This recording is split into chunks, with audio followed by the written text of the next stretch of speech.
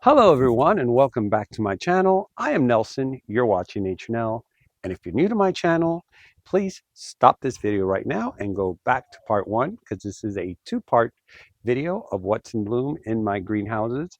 The first part is in the shade house, and today, which is the second part, will be in my quick tent greenhouse, which is where I have a lot of my phals. I have some most of my bulbophyllums are in there as well. And I have some blooms that are really, really exciting to show. So I can't wait to show you guys. It's starting to warm up already. From part 1 to part 2, it's actually warming up. I'm already feeling like I can take this off. So anyways, no more chatty. Without further ado, let's go look at some blooms. Yes, Morris, we're going to go inside the greenhouse. Come on. He loves going in there. He knows as soon as I start walking into this place. This is my quick tent greenhouse, where I keep a lot of my more sensitive orchids.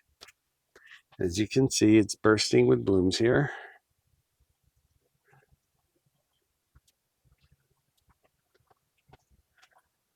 I also keep my new aroids that I just repotted in this area. Those are the new aroids I repotted, and they're doing really good in here. I'm going to show you, let me just first gaze through here and show you this beautiful Phalaenopsis that I got at Krull-Smith, and it's actually the most adorable little thing I've seen. And you see that blush on the petals? It's kind of mimicking a little bit what the lip is doing, and that's usually called, oh, I'm drawing a blank now, poly something, polyphoric maybe. And that happens very rarely in mutations of the flower. So I'm super, super happy about this. This is super, super cool. And I got this again, I said at Krull-Smith. Here's the name. And I had this was a bucket list as well. I had on my list. And the last time I went, he actually had some ready for sale. And I picked this one. Well, he picked this one actually. I had 2 really nice spikes starting to come out. So I've been waiting for this beauty to bloom for me for the longest time. It's a slow grower. It takes a couple of weeks for the spikes to actually bloom, but it will be a show when it's completely in bloom. Now down here, I have this beautiful Rene Marquis Epicattleya. Here, let me grab this for you. Rene Marquis Tyler, I believe that's last name. And I got this a while back at OFE Orchids, which I was there not too long ago. I want to actually go on a day to record and show you guys when they're during spring. They have a lot more blooms. But I had bought this about 2 years ago, and she's been giving me flowers here and there. And what I love is that you never want to cut the spike because they do bloom over and over on the same spike sometimes. Sometimes it doesn't, sometimes it does. So you don't want to cut the spike until it's completely brown and withered away. I always say that. And down here is this gorgeous, gorgeous phal that I got at Brethren's. It's a mock, hold on. Yes. Mock Choi Ju, Gigantea crosses Violacea. I don't know what the FMA means, indigo, which that shows Well, that shows a lot of calcium. By the way, guys, for you newbies, this is just calcium from the water. See, you rub it off and the leaf is healthy and clean. So the gigantea, you can see it reflecting on the leaves, the sides of the leaves. And this was one that I just recently got from Brethren's due to over or trying to create more room and space in the nurseries. And so this was his personal, from his personal collection, Philip's personal collection. So he had it there, and I'm like, oh no, I'll take it. I'll take it from you. It's a really, really pretty. It has more blooms there on the back. Oh, Morris, you really want a lot of attention lately. You guys, while I'm filming, he's like rubbing my other hand. He's trying to distract me. Now down here, I decided to bring in, oh, I'm going to be cleaning these. Like the ones that are here, if you notice, some leaves are a lot cleaner than others. I mean, they do get dirt. They get dirty again due to the water. But at least in here, I can control it a little bit more. So these came from the other side, and they were getting beat up by all this crazy wind. So I brought them inside. And look how pretty this one I got from Lady Vanda a while back. And this is the first or second time that I think that when I bought it, it had some, yeah, it had some blooms. But now this is the first time it just blooms directly from here. Hold on, let me. There we go. Snowbird clone. And the one right next to it, it's a Zygonesia, cynosure bluebirds. These were everywhere at the Tamami Orchid International Show. They're just so beautiful. And they actually have like that bluish tone that I like. You know, when you look at them, and then these two together just made so much sense. And by the way, as you can see, I have been tagging. I really like these tags. And I ordered the other ones too, the ones that are like stakes, because like for this, I don't think this works.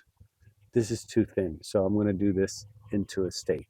See, looks very professional. Now this one right here, I have a photo I'll show you guys I took the other night. It caught me by surprise. It started budding like this. See, that's how it comes out. But within no time, it blooms. But within no time, it dies. So these are one of the ones that I was told that these Bulbophyllums is a vaginatum. Hold on. There we go. These are the ones that, unless you have a bunch of them and really nice and established, to put in a show would be very difficult, because they just to be judged, they have to last, you know, at least 2 or 3 days, and so sometimes they don't make it, but they are beautiful. Now here is the one that I've shown you guys in the past few videos, because it is a sequential. It'll continue blooming from that same spike. As you can see, it already has two here. Whoa, wait. It has two there waiting for this one to die off. And this is called the Bulbophyllum Wilbur Chang. Ha, see, I love doing these videos because I just remember that this one doesn't have a tag. I never tagged it because I know what it is, but I am going to tag it now. So this is a Bulbophyllum Wilbur Chang, and during blooming season, it'll just shoot one flower after another. And the stench in this little flappy thing here is hideous. It's like rotten corpse. I don't know. It's just nasty. Rotted meat, I don't know. It's just very nasty. So I think one of the crosses for this is called Smell Me Not. They're already warning you in the tag. But it is a beautiful flower, and I love it. And the great thing about it is you don't smell it unless you put your nose right into it. You know, that these flowers, by the most part, you have to stick your nose right into it. You can enjoy the beauty without having to stick your nose in it. So these are all like dendrobiums I've purchased recently. As you can see, look at this. This is my Phalaenopsis schilleriana. Look at how many spikes. She did get burned from the cold weather, and I brought her in here, and she's already producing new leaves, but she gave me 3 spikes this time around. So I can't wait to see this spectacular show. Let me see. So is there anything else? I don't want to go from Phalaenopsis to Phalaenopsis because it's just too much. And I think I showed you guys this. It's almost on its way out. This is from Afriorchids. When they come down here at the international show, the last one at the Redlands, I bought this from them, and I was looking for the same type of uh, Arangus. There's an Arangus. It's from Malawi. I was Mr. City Eye. Hold on, come on. Let me see if it'll do it without me. There we go, Mr. City Eye. Doing this with 2 hands and focusing is not easy. And so I ended up buying 2 of these and putting them on this nice little plaque from Natalia's Just One More Orchid from her designs. And I bought both things the same day. And look how pretty that flower is.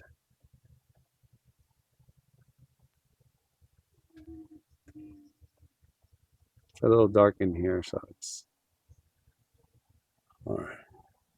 But it's really, really adorable.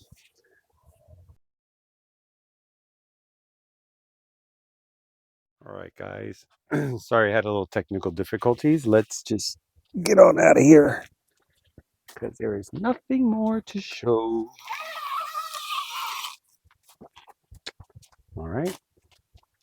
Now, I was telling you in part 1 that it was so windy that I had to take my heavier um, items inside.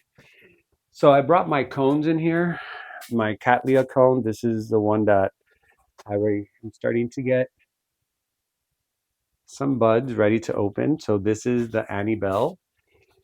And I really didn't want her on the floor. She was swinging, and so with this beautiful Rincon Stylus chandelier that is already, the bloom's already starting to fade out. But it really gave me a really beautiful show this year. And I still want to put some more on the bottom and perhaps one more here, and that's it, just to balance it out.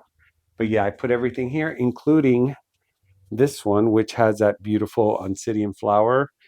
Something was going on with this. I lost everything in here, and I'm still losing some, but I am getting a lot of new growth and a lot of new spikes. All these are new spikes. So I think it was due to the cold snap with the rain, and it's still trying to get over that. So, oh, and look who I brought in here, my Bulbophyllum phalaenopsis, because I noticed this. And I sent some pictures to my buddy over at Krull-Smith, Julian, to see, and he says he doesn't think it's anything to really worry about. It came out right after the massive cold snap we had. So we're thinking that it could be like leaf burn, but look, I'm getting, I saw a little while ago something that looked like a bloom. I do have a lot of new growth, like here, I have new growth here. I forgot where I saw it. I was so excited. Here's more new growth. Here's another new growth. I saw it somewhere. When I was carrying it, I saw it. But anyways, it'll show up if it is. All right, so next thing I have is here next. How funny. That's where I had the camera on a chair because of the lighting. I do have these beautiful Marie Fuchs. Now, they did spike this way kind of weird because I took him out of the wall that it was on. It was just taking up too much of the roots of the wall. So I put it in this basket, and now look, this spike is growing up this way. So this is a Myrmecophila, or as a lot of people know them as Schumburkias. Schumburkias, I think. And this is a Louise Fuchs, which is, I believe, Robert Fuchs of RF Orchids. I think it's his grandmother's name. Not sure. I think that's who he told me it was. And this was named after her. If it was not his grandmother, it's his mother. But it's a beautiful flower, very fragrant. And I've had plenty of blooms from this beautiful plant. And look at the colors. It's just gorgeous. Today, I'm sure it doesn't. Let me see. No, it does have fragrance. It smells really good. To tell you the truth, the name goes perfect because it smells like a very sweet, loving grandma. You know how your grandmother has that sweet smell, that floral smell. Like my grandmother always smelled like either jasmine or gardenias because she used to love it. So she would buy like soaps that were like that. So it has that sweet grandma smell. Oh, and look at these. Now somebody gave me the name. I have it in my folder thing. Like I said, I always clip. And this is called Lily, something Lily, a yellow lily. Forgot. But they are so pretty. This is the first time that they've been blooming so much for me. I was to the point that I was just going to yank it off, but this time it's giving me so, and it's still going to give me a lot more blooms.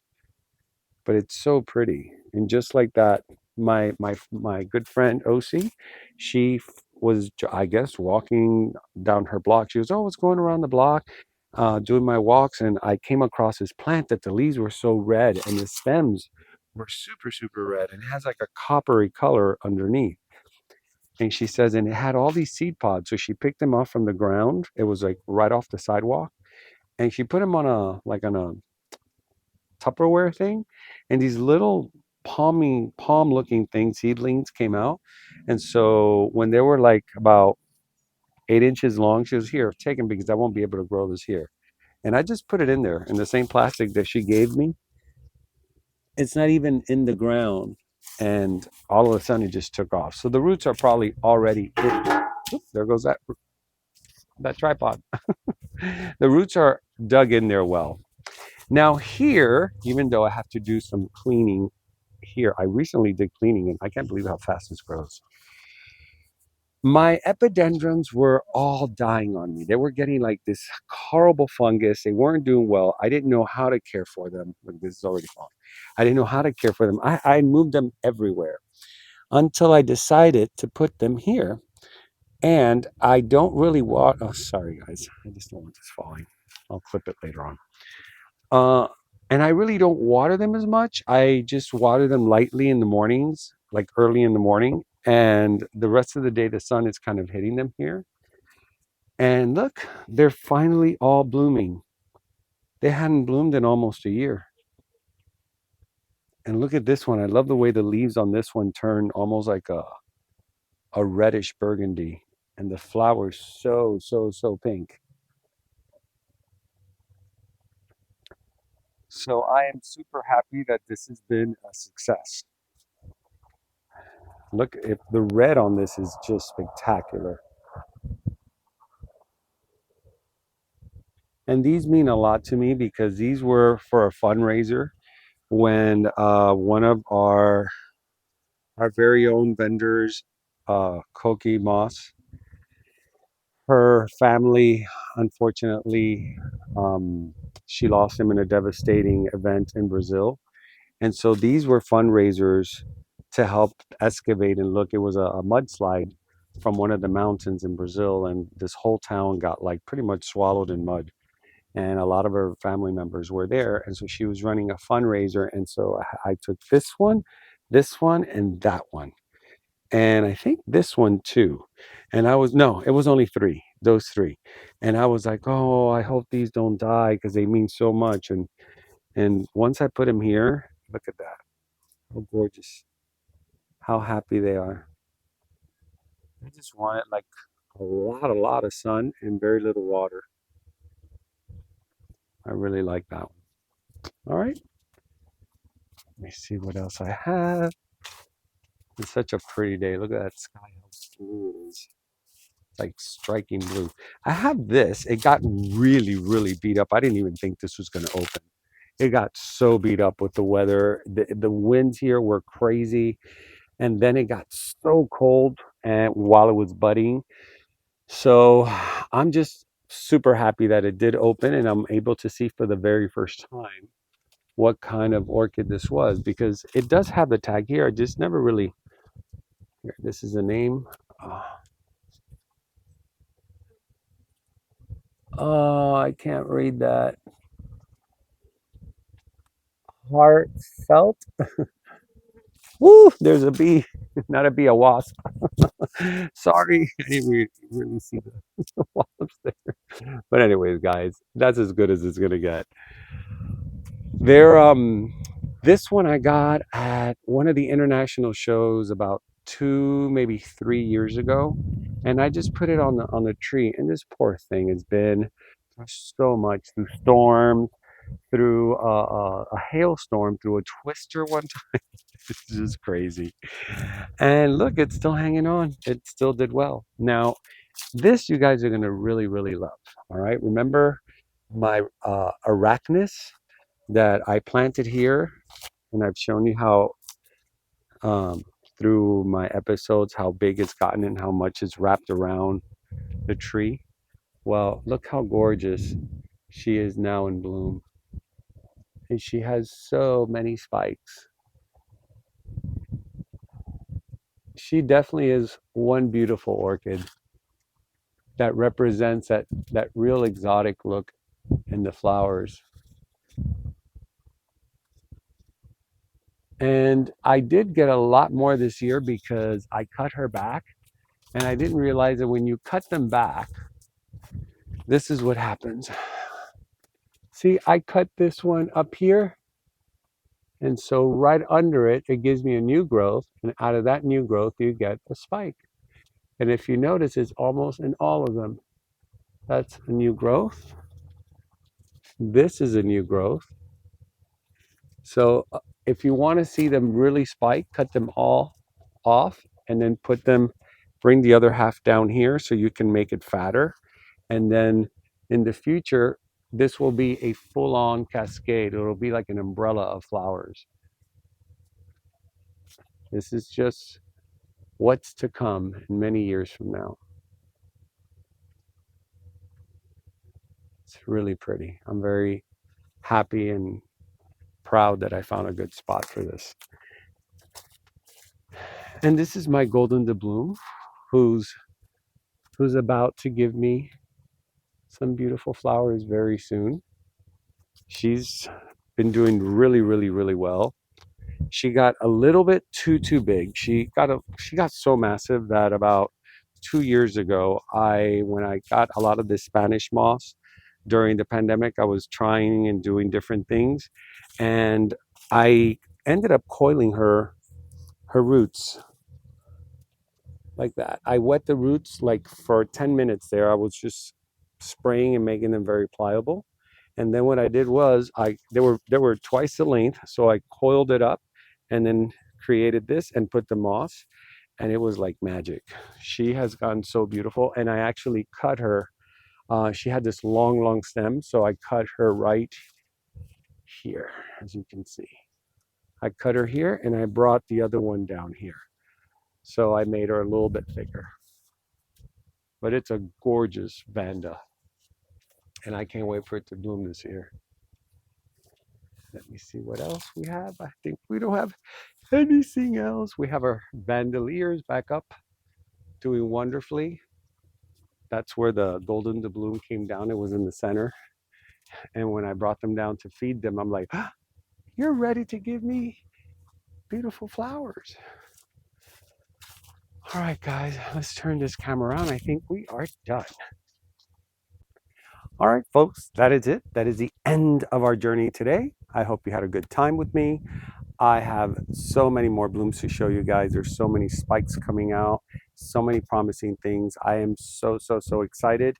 I've been feeding. You guys have been asking me. I have been feeding on a weekly basis. I do what's called weekly, which is a week solution every week. So instead of doing the full dosage of 1 teaspoon per gallon, I split it into half a teaspoon per gallon. Now on my Vandas that you see back here and in the trees, since they're free rooted, I usually do a full dosage every week. I don't see it doing any harm to them. And as you can see, I get a lot of blooms. So I do that. And also there has been questions about how I plant my bulbophyllums, because it looks like I put them on chips or clay, but I just use that as a topping because I like the way it looks. But on the bottom, it does have spag moss. I only use spag moss with my bulbophyllums, or sometimes I do mount them, but you got to really water them a lot. They like to have moisture. So for you guys who think I'm using that kind of medium, do not do that. Use sphagnum moss because you will dry them out. They need to be moist. Now, speaking of mediums, I do have a new medium that uh, surprisingly enough, the Orchid Supply store knew what I was mixing, and they put it together and sent it to me, and actually named it the Nature Now Special Cattleya Mix. And I haven't started doing any potting. I'm going to wait because I have some other things I have to take care of. But as soon as I do them, I am going to record them, and we're going to repot together using my new medium. So I'm super excited about that.